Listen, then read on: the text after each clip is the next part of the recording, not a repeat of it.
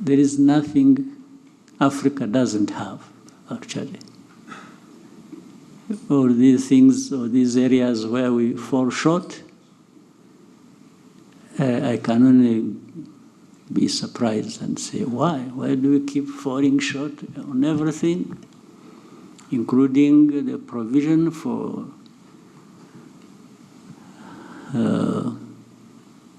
security for our people? When you have the people, we have the resources, we have the knowledge, we have... what is it that Africa doesn't have? Tell me. We have good weather, maybe that's what spoils you. We have... what don't we have? Numbers, we have 1.4 billion people on our continent. So what do we want? What else do we want? Or what do we lack? So that is, this is it's a pathetic situation. Yeah. I don't think I have helped you to understand what you can do, but not for lack of trying. Yeah. Thank you, Mr. President. We take one question and then go to break. This discussions on Rwanda, the job they've done is absolutely terrific. We have trade with Rwanda and just general, I would say, great relationships. I want to congratulate you, Mr. President. Africa's leaders in Washington, D.C., standing side by side, shaking hands, while Donald Trump looks on. The presidents of Rwanda and the Democratic Republic of Congo are set to sign a peace deal, not in Kinshasa, not in Kigali, but in the United States. Joining them is Kenya's President, William Ruto, representing a nation that just discovered massive gold deposits.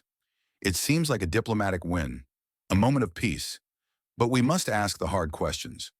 Why couldn't African leaders make this peace deal happen on their own? And more importantly, what is America really gaining from all of this? Because this deal might just open the door to another era of foreign exploitation. Let's start with the reality on the ground. Eastern Congo has been in crisis for decades. Militias, rebel groups, endless violence. More than 6 million people have died in the conflict since the 1990s. And through it all, there's one constant: minerals, cobalt, gold, coltan, lithium, the resources that power your phone, your laptop, your electric car. Congo holds over 70% of the world's cobalt supply, the backbone of the future global economy. But instead of wealth, these minerals have brought suffering. Neighboring Rwanda has been accused of backing armed groups to control these resources. The Congolese government has pointed fingers. Tensions have flared, and the region continues to bleed. Now here's the twist. Instead of solving the conflict through African institutions, through the African Union, through regional diplomacy, Congo and Rwanda are flying to Washington to sign a peace deal, hosted by Donald Trump. Why? Is this really about peace, or is it about control? Because when Donald Trump steps in, along with U.S. diplomats and corporate investors, you can bet that something very valuable is on the table. And that something is buried deep beneath African soil. Let's be honest. This isn't just about ending conflict. This is about critical minerals. America wants access to the resources that power the future: electric vehicles, AI, renewable energy. And Congo, along with newly mineral-rich Kenya, holds the key. That's why President William Ruto is in Washington too. Just months after Kenya confirmed the discovery of billions in gold, he's now sitting in meetings that could determine who gets access and under what terms. And guess who's not at the table? You, Africa, the African people, once again left out of deals made in foreign capitals for foreign profit. This is the painful part. Why didn't Africa broker this peace deal? Why did it take Washington to bring Congo and Rwanda together? Where was the African Union? Where was ECOWAS, SADC? Where were the African-led solutions? We have the institutions, we have the capacity, but we still lack unity. we still rely on foreign powers to fix our own problems. It's the same story, again and again. Africa looks outward instead of looking inward for strength. So what does America get from all this? Simple: influence, access, and control. By brokering the peace, they gain political leverage. By hosting the deal, they gain moral high ground. By investing in mining and infrastructure, they gain ownership of Africa's future wealth. Because when Western companies enter these agreements, they don't come to share, they come to extract. And history tells us what follows: foreign ownership of African mines, local communities displaced, environmental destruction, and profits flowing out, not in. This isn't new. This is how colonialism worked. This is how neo-colonialism continues to work. Africa is rich, but Africans remain poor. Why? Because every time there's a discovery, or a peace deal, or an opportunity, the people with the power aren't African. And that has to change. We are not helpless. Africa has the people, the leaders, the minds, the vision. But we need something stronger than mineral contracts. We need unity, real Pan-African leadership, the kind that refuses to bow to Western interests, the kind that says our resources are ours and no one else's. Imagine if Congo, Rwanda, and Kenya sat down in Nairobi, or Addis Ababa or Accra, and signed their own peace deal. Imagine if African-led banks financed the infrastructure, if African engineers mined the resources, if the African people controlled the profits. That's not a fantasy, that's a vision, and it's possible if we choose it. Let's be clear, this deal signed in Washington is not for Africa. It's for those who see our minerals as their opportunity. It's for those who use peace as a path to profit. We're not saying reject peace, we're saying own it, lead it, control it. Africa cannot afford to keep selling its future for the illusion of stability, because every handshake that sells our minerals is another chain added to our people. So ask yourself, will this peace bring freedom, or will it bring foreign flags flying over African soil? Once again, if we want to make Africa great, we must stop waiting for outsiders to save us. We must stop giving away what belongs to our children.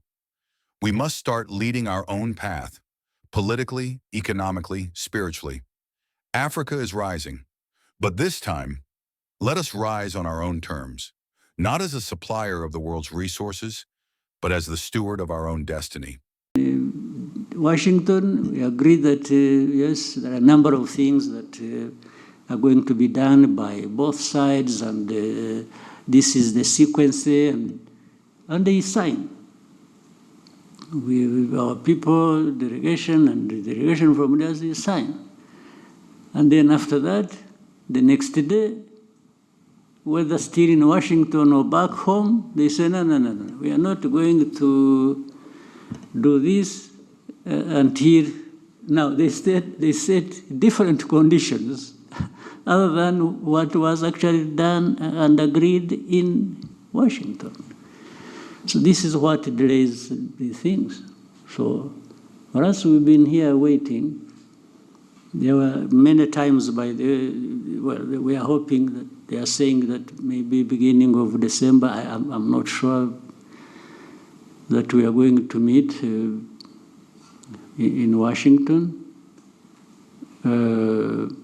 I'm not sure whether tomorrow somebody doesn't say no. For me, I'm not going to Washington because either last night he dreamt or was told by a priest, whether the backward, the old priests or the new ones, that it's a bad idea or it's a bad omen to do this.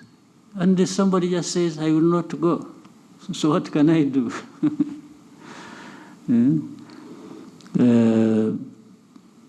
But we are still hopeful that maybe because those bringing us together maybe have some power to move things, but at least for sure they have the intention.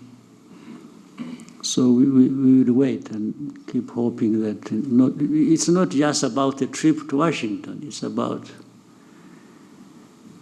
making steps towards finding an agreement that can help us start a process that will bring peace to our region and to our countries. Thank you, Mr. President. We'll now take a 15-minute. Yes, here we are. U.S. President Donald Trump will host President Felix Tshisekedi, the President of Congo, President Paul Kagame, the President of Rwanda, alongside with President William Ruto to sign peace agreement. That peace agreement also will allow U.S. to have access to critical minerals found in eastern DRC. You remember one time President Tshisekedi, President of Congo, offered U.S. critical minerals with exchange of a soldier that you can deploy soldiers in eastern DRC and then you can get critical minerals. But U.S. President went too far by bringing Rwanda in, that if I can sign agreement with only Congo, one side, I think there's a need also for Rwanda to be included. So this time, brothers and sisters, African leaders from those two countries, I mean Rwanda and Congo, will be in Washington to sign that peace agreement. Some may say maybe Trump has good intention to bring peace in DRC or to bring together these leaders. But let me take you back. Last year, you remember, the former president of US, Joe Biden, inaugurated the Lobito port in Angola. That port has connected with railway from parts of Angola coming to Congo and some parts in Zambia, where there was critical minerals. So for that port to work and for that railway to work properly, according to those who created that railway, because that railway was created or constructed or sponsored by US and Western countries. The aim is to transport critical minerals from DRC, from Zambia, as well as from Angola. For that railway and port to work, it needs peace in DRC. Because if there's no peace, it means that railway will be distracted, that port will not work. So for that port and railway to work, or to, I mean, if I say to work, it means for goods or critical minerals to travel from Congo, from Angola, as well as from Zambia. It needs peace in eastern DRC. And that's why you see Donald Trump is bringing leaders of Congo and Rwanda to sign peace agreement.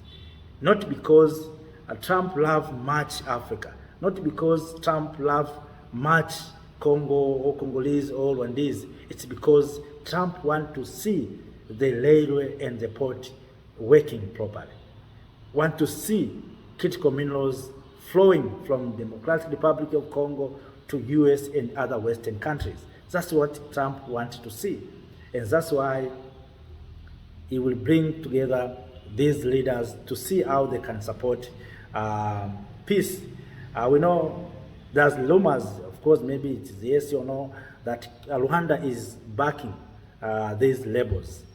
Also, Congo has soldiers who are fighting with those rebels, who are creating conflict unless in eastern DRC. So Trump is bringing these leaders together to see how they can have peace. They can, if it's about Rwanda supporting M23, Rwanda have to stop. If it is Congo to support FDLR, that is destabilizing Rwanda, also to stop. That's what Trump is doing. And I don't believe that this will be the solution. But what I think will happen, Trump will finance soldiers of Rwanda, soldiers of Congo, to make sure that they protect the Western or the US interest. That's what I think will happen. Because the appetite of Trump is critical minerals in Democratic Republic of Congo. It's not about peace. It's not about peace. Look right now what is happening in Sudan, in Congo itself. It has been there for a long time in DRC. Trump came in the first term, he did nothing. But today, because the port is there, railway is there, and it needs to work to export minerals, that's why you see Trump is much concerned with this issue. But also we may ask yourself, why not African Union? Why not East African Community? Why not SADC? Or these regional bodies? Let me tell you, we know all of us that African Union is much sponsored by Western power. If you talk about Western power, you talk about European countries and US. And Europeans has no say under US, because US is headmaster, is head prefect, dictates anything. So that's why you see even the deals of Ukraine, when US says that all have to fall. So African Union has no power, because African Union is being sponsored by these countries, powerful countries, even US.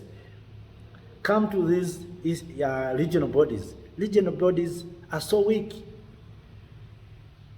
They don't have power to stop the war, because this war is sponsored.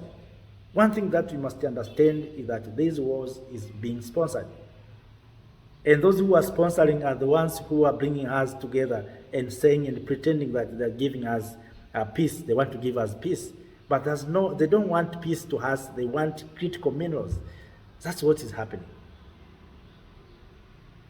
So, one time I was blaming African Union, but when I went deep, I find myself that there's no need to blame African Union. Yes, we have to blame because it is ours, it is continental bodies, but African Union, even the headquarters of African Union was built by the Chinese.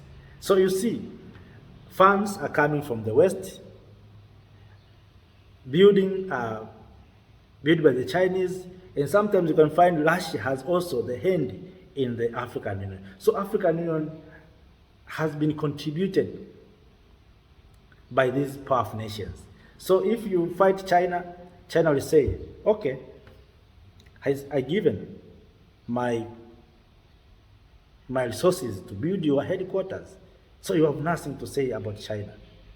The same to US. If you go to US, they say, you have been using my money to run the offices. Can you bring back my money?